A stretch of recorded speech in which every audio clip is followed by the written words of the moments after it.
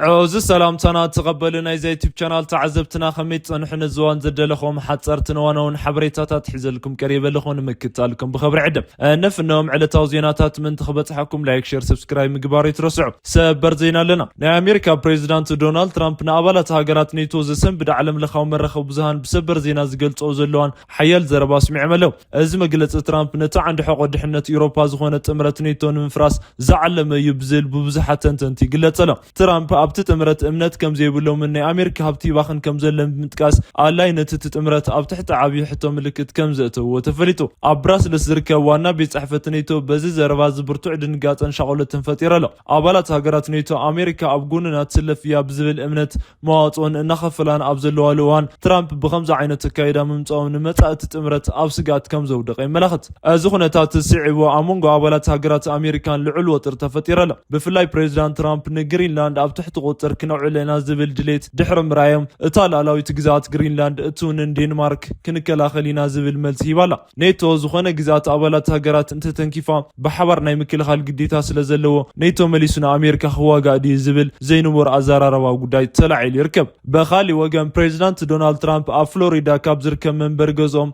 نا معرفو نفرتنا تغعزا ابزنبر لوان هوصصتاوي سغات كم زغاطمس تغليصو ابت مسمر غعزو مننتو زيتفلت سغات بمركب نايتو غعزا مسمر بغصبت قيرن بريزيدنت بزلعل غلطافنا معرفو نفرت خمز بصحن تغيرو وترت خونتات بزياده زغددغنا اتناي بريزيدنت نفاريت تلعلا سماي مس سغرتيو اب سماي ون اوبجكت نجر بمرأة هتصناي مرمرات ازاز تواهبلو از برتع مستر زحازو غداي بزملكت زلو زرزر حبريت حزنا خنمتينا كسام وداتم سناتنا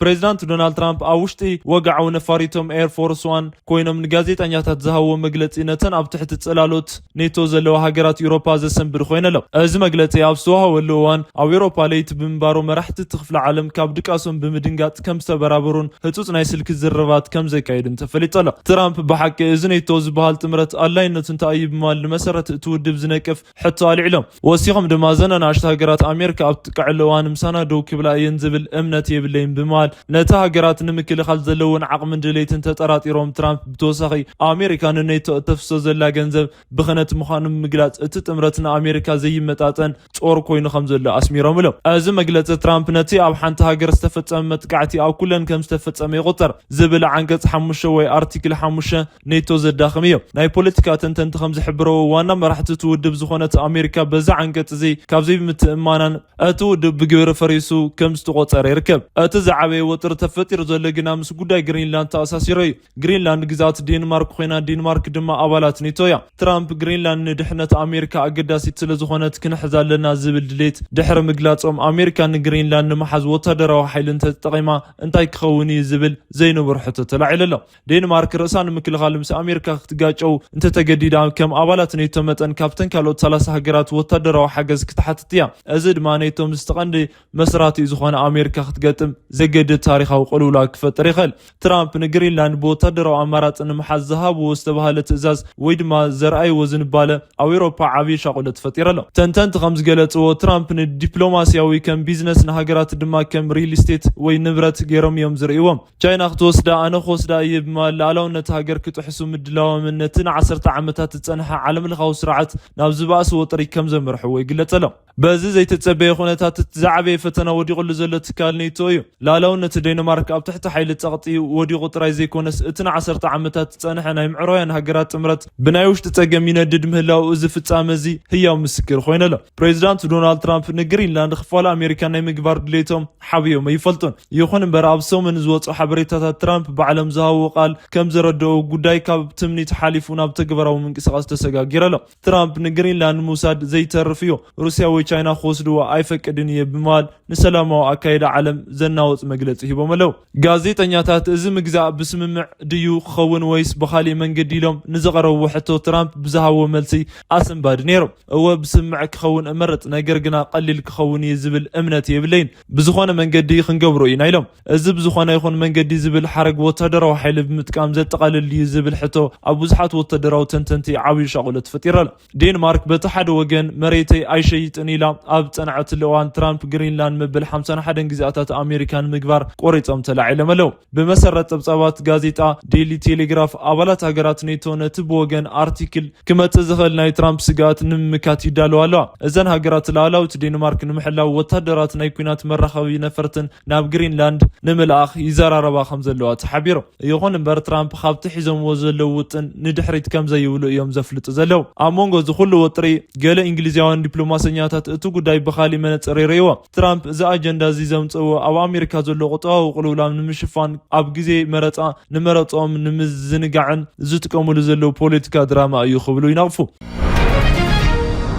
እዚ ከምዚ ኢሉና ኣሎ ፕሬዚዳንት ዶናልድ ትራምፕ እዚ መግለጺ ኣውሮፕላኖም ውሽጢ ሂቦም ኣብ ፍሎሪዳ ናይ ፓልም ቢች ኢንተርናሽናል ኤርፖርት ተላዒሎም ጉዕዞ ክጅምሩ ከለዉ ሓደ ኣጠራጣሪ ነገር ተረኺበሎም። እዚ ድማ ልዑል ናይ ድሕነት ሕቶ ኣልዒለሎ። እቲ ዝተፈጠረ ኣብ ፍሎሪዳ እዩ። ናይ ኣሜሪካ ሴክሪት ሰርቪስ ህፁፅ መግለጺ ሂበሎም። ፕሬዚዳንት ካብ መንበሪኦም ናብ ኤርፖርት ክኸዱ ከለዉ ብቅድመ ፍተሻ ኣብቲ መንገዲ ሓደ ኣጠራጣሪ ነገር ተረኺቡ። ኣውሮፕላኖም ተላዒሉ ሰማይ ምስ ተሓወሰ እውን ዘይተፈለጠ ነገር ኣብ ሰማይ ከም ዝነበረ ተራዩ። እዚ ጉዳይ ናይ ድሕነት ቢሮ ድንጋጸ ፈጢረሎ። ብወንቦ ናይ ፕሬዚዳንት ናይ ጉዕዞ መስመር ክቕየር ተገይሩ። ትራምፕ ዝጓዓዙ ዝነበሩ ኮኖቮ ከተማ ብምዛሮም ብኻሊእ ኣንፈት ናብ ኤርፖርት ብፍጥነት ክኣቱ ተገይሩ። ንፕሬዚዳንት ዝጸዓኑ ኤርፎርስ ዋን ኣውሮፕላን ድማ ንሓደ ጥንቃቐ ተባሂሉ ካብቲ ልሙድ ናይ ኣውሮፕላን መዕረፍ ርሒቑ ብናይ ኤርፖርት ተቓራኒ ኣንፈት ደው ክብል ተገይሩ። ዒላማ ንዘይምዃን ድማ ኩሎም ናይ ኤርፖርት መብራህትታት ክጠፍኡ ተገይሩ። ኣብ ጸልማት እያ እታ ኣውሮፕላን ክትለዓል ተገይሩ ተባሂሉ። ናይ ዋይት ሃውስ ቃል ኣቐባሊ ካርሎይን ሊቬስት ህፁፅ መግለጺ ሂባላ ብተወሳኺ ምርመራ ምግባር ኣድላይ ኮይኑ ብምርካብ ናይ ፕሬዚዳንት ጉዕዞ መስመር ብህፁፅ ክስተኻኸል ተገይረሎ። ስለዚ ዝተረኸበ ኣጠራጣሪ ነገር መንነቱ ግና ክሳብ ሕጂ ዝርዝር መግለፂ ኣይተዋሃበን። ይኹን እምበር ብሴክሬት ሰርቪስ ኣቢሉ ህፁፅ ምርመራ ክግበር ተኣዚዘሎም። ናይ ፕሬዚዳንት ድሕነት ጉዳይ ኣዝዩ ጥብቂ ምዃኑ ሕጂ እውን ብዝለዓለ ደረጃ ይቕፅል ከም ዘሎን ተገሊጹ። ኣብ ዶብ ተኻታሊ ናይ ድሮን ደብዳባት ምፍጻሙ ተነጊሩ። በዚ መጥቃዕቲ ካብ ኢትዮጵያ ተበጊሳ ክንቀሳቐስ ዝነበረ ሓያል ወተሃደራዊ ኣጽዋር ከም ዝዓነወ ተፈሊጡ። እዚ ናይ ኣየር መጥቃዕቲ ኣብ ኣሶሳ ኣብ ዝመላለሱ ዝነበሩ ኣመራርሓ ሰራዊት ኮይኑ ልዑል ሰብኣዊ ጉድኣት ከም ዘስዓበ እዩ ተነጊሩ። ብትእዛዝ ሕሙራት ኢሚራት ዓረብን ብተሓባርነት ጀነራል ጌታቸው ጉዲናን ዝካየድ ዘሎ ስልጠናን ናይ ብልጽግና ኣገዛዝኣ ነቲ ናይ ሱዳን ኩናት ናብ ዶብ ኢትዮጵያ ይስሕብ ኣሎ። ኣብ ክልል ቤንሻንጉል ጉሙዝ ሚንጊ ወረዳ ናብ ዳቦስ ፈለግ ጥቓ ዝርከብ ቦታ እናተኸፈተ ዝርከብ ወተሃደራዊ መሰልጠኒ ናይ ሱዳን ምልሻን ኣዘዝቲ ወካልን ሕቡራት ኢሚራት ዓረብ ዝኾኑ ጀነራል ሐምዳ ዳጋሎ ወይ ሄሜት ዕጡቓትን ዝሰልጥን ምዃኑ ቅድሚ ሕጂ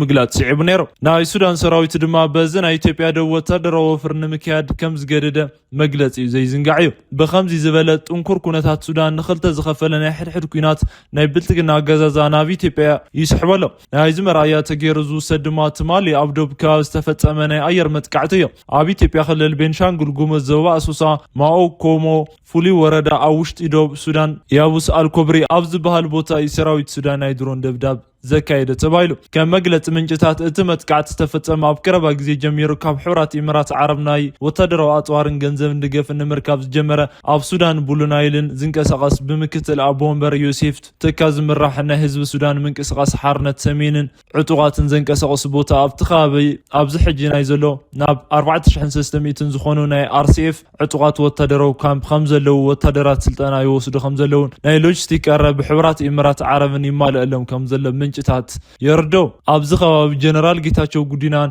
ካብ መከላከያ ሰራዊት ከምኡውን ርእሰ ምክልኻል ክልል ቤንሻንጉል ጉሙዝ ኣሻድሊ ሓሰንን ኣብ ፀጥታ መዋቕር ዘለዎ ኣመራርሓታት ብዘተሓባበሩ ሕቡራት ኢሚራት ዓረብ ብእትገብር ደገፍን እዞም ናይ SPLM ኖርዝ ዕጡቓት ምስ ናይ ሱዳን ፈጣን ሓይሊ ብምትሕዋስ ምስ ናይ ጀነራል አልቡርሃን ሰራዊትን ብፍላይ ያቡስ አልኮቢር ኣብ ዝበሃሉ ቦታታት ውግእ ምካየዶም ምንጭታት ወሲኾም ሓቢሮም። ኣብዚ ሕጂ እዋን ኣብ ቤንሻንጉል ጉሙዝ መዋቕር ውሽጢ እቶም ክልተ ናይ ሱዳን ተቐናቐንቲ ሓይልታት ኣትዮም ኣለዉ ዝብል ስጋት ዘልዕሉ ምንጭታት ትማሊ ድማ ካብ ኣሶሳ ተበጊሱ ብኣብርሃም ወረዳ ኣቢሉ ናብ ያቡስ አልኮብሪ ንሓደሽቲ ሰልጠንታት ዕጡቓትን ክበፅሕ ዝተለኣኸ ወተሃደራዊ ኣጽዋር ናይ ድሮን ደብዳብ ከም ዝተፈጸመ ጠቒሶም። እቲ መጥቃዕቲ ዝተፈጸመ እቶም ዕጡቓት ኣብ ምድላው ከለዉ ብሰራዊት ጀነራል አልቡርሃን ምዃኑ ዝበፅሐ ሰብኣዊ ጉድኣት ድማ ልዑል ከም ዝኾነ ተገሊጹ። ብዙሓት ወታደራት ተሽከርከርትን ምስ ዕጡቖም ወታደራት ኣጽዋራትን ምዕናው እዩ ተገሊጹ። እዚ መጥቃዕቲ መጥቃዕቲ ዝበፅሖም ዕጡቃት መራሕቲ ዝኾኑ ዮሴፍ ተካምስ ኣቶ ኣሻድሊ ሓሰንን ልዑል ኣመራርሓ ብልጽግናን ናይ ወርቂ ንግዲ ምትእስሳር ከም ዘለዎም ተደጋጋሚ ክንገር ጸኒሐ እዩ። እዚ ናይ ዓመፅቲ ጉጅለታት መራሒ ዘብፅሐ ግዜኡ ዘሕለፈ ኣብ ርእሰ ከተማ እትኽልል ዝኾነት ኣሶሻ ሽማምንቲ ብልጽግና ዘዳልውሉ ቦታ ምዃኑ ይንገር። ከምዚ ኢሉ እናሃለወ ናይ ሱዳን ሰራዊት መንግስቲ መቐመጢኡ ኣብ ስደት ካብ ዝነበረሉ ናብ ከተማ ካርቱም ምምላስ ተፈሊጡ 3 ዓመት ክመልኦ ዝቐረበ እዚ ናይ ሕድሕድ ኩናት መቐመጢኡ ፖርት ሱዳን ገይሩ ዝነበረ መንግስቲ ሱዳን ብወግዓዊ ኣብ ስደት ካብ ዝነበረሉ ናብ ካርቱም ምምላሱ ቀዳማይ ሚኒስትር ሃገር ኣፍሊጦ። ናይ ሱዳን ብሄራዊ ጦር ካርቱም ለቂቑ ዝወፀ ብኣቆጣፅራ ፈረንጂ ሚያዝያ 2023 ነይሩ። ካብኡ ብድሓር ቡርቱዕ ናይ ውግእ ማእኸል ዝነበረት ካርቱም ዝሓለፈ መጋቢት ወርሒ ኣብ ኢድ ሰራዊት መንግስቲ ምእታዋ ይዝከር። ክቡራት ተኸታተልትና ሎሚ ዘደለናይ መርእስተ ጉዳያት ኣብዛዚምና ኣለና። ላይክ ሼር ኮመንት ምግባር ቻናልና ዘለኩም ደገፍ ምግላጽ ከም ዘይትርስዑ እናበልና ብኻልኦት ተመሳሳሊ ሓበሬታ ክሳብ ንራኸብ ሰላም።